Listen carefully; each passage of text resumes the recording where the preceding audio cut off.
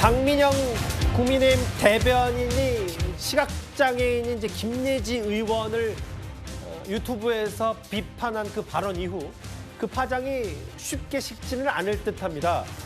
그런데 이제 박민영 대변인의 그 발언도 발언이지만 국민의힘 지도부의 상황 인식에 대한 비판도 많이 나옵니다. 화면을 만나볼까요? 실제로 그 당내에 있었던 일을 가지고 지나치게 과다하게 언론에서 반응해 주시는 부분에 대해서는 제가 조금 자제해 주시기를 부탁드린다는 말씀을 드립니다. 본인이 이 사과의 뜻을 밝혔고 또 당대표가 엄중 문책을 했기 때문에 아마 그렇게 정리되지 않을까 싶고, 이 정도 말 가지고 이게 과연 막말일까 그렇게 생각을 하는 것 같습니다. 박민영 대변인을 징계를 하면은요, 본인을 징계하는 것과 똑같다라고 생각할 수가 있을 것 같아요. 일단 장도혁 대표는 사표를 반려했고, 아까 송원석 원내대표 얘기를 들어보니까요, 그 정혁진 변호사님, 네네. 뭐 당내에서 벌어진 자그마한 일을 뭐 언론이 너무 키우는 것 같다라는 취지의 얘기를 당 지도부는 했습니다. 어떻게 받아들이세요? 글쎄요, 박민영 대변인의 이야기는 내용도 내용이고 표현도 굉장히 문제가 있는 거 아니겠습니까? 굉장히 상식적이다라고 볼 수 있는 사람이 얼마나 있을까? 그냥 뭐 어떤 사람들이 나가가지고 유튜브 나가서 자기 하고 싶은 이야기 하는 것과는 차원이 다르잖아요. 왜냐하면 박민영 대변인은 우리나라 제1야당의 대변인 아닙니까? 예. 그런데 그런 사람이 아무 데나 나가가지고 유튜브 나가서 자기 하고 싶은 대로 이야기했다라고 하면 그 발언에 대해서 책임을 져야 되는 건 당연한 거고요. 그다음에 본인이 책임을 지겠다라고 사표를 냈는데 이걸 반려했다라고 하는 거는 지금 당 지도부가 지금 대한민국의 상황을 어떻게 인식하고 있는지 거기에 대한 하나의 모습을 보여주는 것이 아닌가, 많은 분들이 좀 답답하다고 느끼지 않을까 싶습니다. 보면 송원석 원내대표 얘기는 언론이 지나치게 반응한다. 뭐 뉴스탑10도 언론이니까 지나친지는 모르겠어요. 상식선에서 벗어났다. 박민영 대변인의 사의를 장도혁 대표가 수용했어야 된다. 반면 박정아 의원 같은 경우는 이렇게 얘기를 했는데, 다음 화면을 보겠습니다. 근데 이제 어젯밤인가요? 같은 당 이제 김예지 의원이 같은 당의 대변인을 고소까지 하는 상황이 발생했어요. 허위사실 유포와 명예훼손 혐의. 근데 이제 이도학 의원님, 네. 이건 이제 어제까지의 얘기였다면 오늘 또 박민영 대변인도 이것도 어제인가요? 뭐 일부 한동훈 전 대표 지지자들이 과격한 언행을 하고 있다.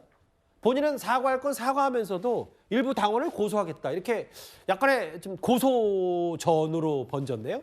그러니까 저게 저는 개인적인 문제로 보지 않고 지도부의 뒤에 이 사격을 해주는 문제, 그러니까 뒷배가 지도부가 되어주기 때문에 저런 행동을 할 수 있는 것 아닌가라는 생각이 들고, 예. 일단 윤어게인 세력의 뻔뻔함을 그대로 좀 닮아가고 있는 거예요. 저분이 그래도 박 대변인 자체가 90년대 생일 거예요. 그런데 국민의힘의 미래가 저런 방식으로 저런 정치인들이 저런 이야기를 했어도 아무런 징계도 하지 않고 그냥 경고하고 넘어간다? 이렇게 했을 때 미래를 과연 뭐 제대로 판별할 수가 있겠습니까? 그리고 자정작용이라는 것 자체가 완전히 이제 상실된 집단에서 나오는 것이고, 오히려 한동훈 전 대표에 대한 이 분노, 기본적으로 본인이 가지고 있었던 어떤 반감, 이런 것들을 지금 활용해가지고 오히려 역공을 하는 형태로 지금 치러지고 있는데, 이 부분에 대해서 국민들께서는 도대체 저 집안은 왜 저러나 이런 생각을 함과 동시에 아마 그래도 계엄의 밤에 한동훈 전 대표가 했었던 그런 행동들, 그런 것들은 국민의 편에서 혹은 헌법의 편에서 했었던 행동들이거든요. 근데 지금은 그런 것 자체가 본인들의 어떤 계엄을 정당화하기 위한 혹은 계엄을 실패시키려고 했었던 그런 행동 아니냐라는 투까지 지금 나아갔거든요. 예. 그게 지금 윤어게인과 황교안 어게인, 전광훈 어게인으로 지금 드러나고 있는 겁니다. 그런 차원에서 보면 지금 저 문제를 제대로 다루지 못하는 이 한계성은 어쩔 수 없이 국민의힘에서 장동혁 대표가 윤어게인을 표방하면서 당대표에 나오는 순간 이것은 노정된 것이 아닌가 싶습니다. 글쎄요. 뭐 발언의 취지야 혹은 사과 과정은 누가 보면 뭐 송원석 원내대표의 말처럼 일부 자그마한 일이라고 누군가를 치부할 수 있어도 당 지도부의 대처 혹은 상황이지 이런 건 무슨 문제든 작은 문제가 될 수는 없거든요. 이현정 의원님. 네. 근데 조금 전에 일부 보도 내용을 저희가 발빠르게 좀 만나보면 이런 내용이 있더라고요. 감사합니다. 일부 보도에 따르면 국민의힘 의원이 다 같이는 단체 대화방에서 특정 의원이 재창당 수준의 쇄신이 요구된다라는 얘기를 충청권 재선 의원인 엄태영 의원이 한 것 같아요. 당명을 바꾸고 재창당 수준의 결단이 필요하다.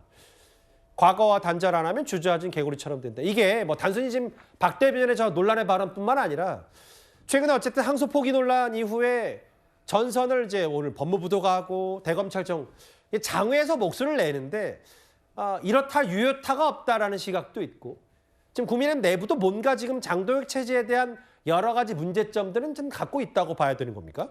요즘 제가 주변 분들의 이야기를 들어보면 참 정부 여당이 정말 못한다. 또 여러 가지 문제가 있다라는 걸 비판하면서도 그럼 이쪽은? 라고 돌아보면 아우 당신들은 더 하잖아. 라는 어떤 느낌들 그게 있기 때문에 지금 국민의힘 지지율이 변화가 없고 오히려 떨어지는 겁니다.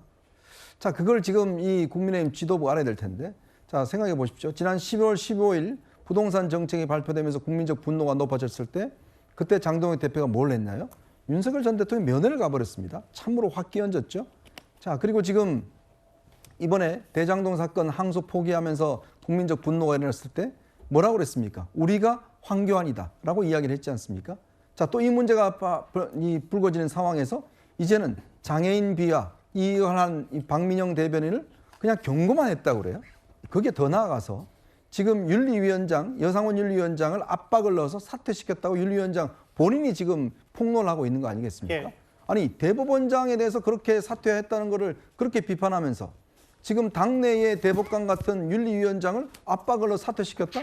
근데 비판할 자격이 있겠어요? 저렇게 맨날 나가서 이 프랭카 들고 하면 뭐 하겠습니까? 자기 당에서는 똑같은데. 자, 저러니까 결국은 당내에서 이거는 지금 투쟁한다고 될 문제가 아니라 국민적 신뢰를 잃어버렸다, 이 당이.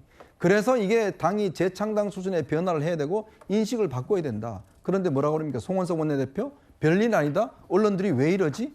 바로 그게 국민의힘이 현재 가지고 있는 문제를 적나라하게 보여주고 있는 겁니다. 글쎄요. 뭐 일부 엄태영 의원의 뭐 개인적인 주장일 수는 있겠습니다만 저희가 또 다름 아닌 국민의힘의 단체 대화방에서 당명을 바꾸든지 하는 재창당 수준의 지금 쇄신 없이는 현재 제1야당의 목소리가 제대로 국민들, 뭐 대중들에게 호소하지 못한다는 취지겠죠. 3위까지 글쎄요. 이 대변인 한마디에 지금 당이 뭔가 좀 뒤숭숭한 분위기는 분명한 것 같습니다.